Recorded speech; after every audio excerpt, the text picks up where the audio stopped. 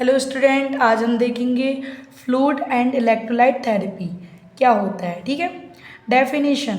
Fluid and electrolyte therapy एक medical management होता है जिसमें बॉडी के fluid and essential electrolyte like sodium, potassium, calcium को बैलेंस किया जाता है। दैट मीन्स कि फ्लूइड एंड इलेक्ट्रोलाइट थेरेपी क्या होता है कि यह एक मेडिकल मैनेजमेंट होता है जिसमें बॉडी के फ्लूइड एंड एसेंशियल जो भी इलेक्ट्रोलाइट्स होते हैं जैसे कि सोडियम हो गया, पोटेशियम, कैल्शियम को बैलेंस किया जाता है।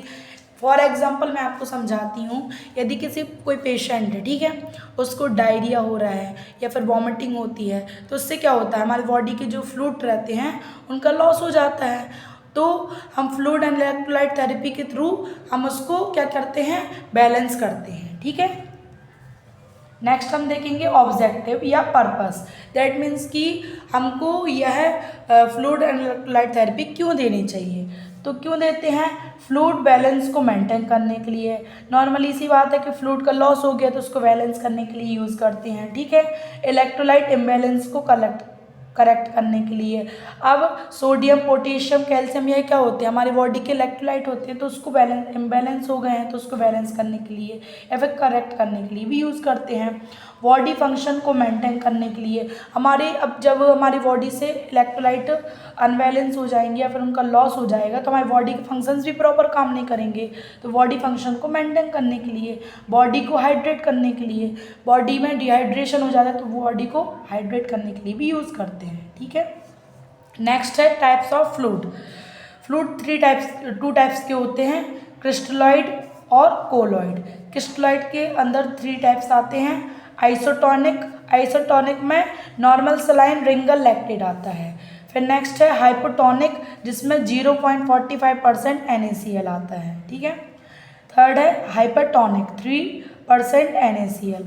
कोलॉइड में 3 टाइप्स होते हैं, एल्बुमिन, डेक्स्ट्रॉन, हेटा स्टॉर्च। ठीक है, नेक्स्ट हम देखेंगे common electrolyte and normal ranges. ठीक है, तो electrolyte and normal ranges. Sodium, ठीक है, सोडियम को कितना देना है, 135 to 145 MEQL। ठीक है, पोटेशियम कितना देना है, नॉर्मल कितना होता है पोटेशियम 3.5 to 5.0 MEQL। ठीक है, कैल्शियम कितना होता है 8.5 to 10.5 mgDL। मैग्नीशियम कितना होता है 1.5 to 2.5 MEQDL। क्लोराइड कितना होता है 95 to 105 MEQL।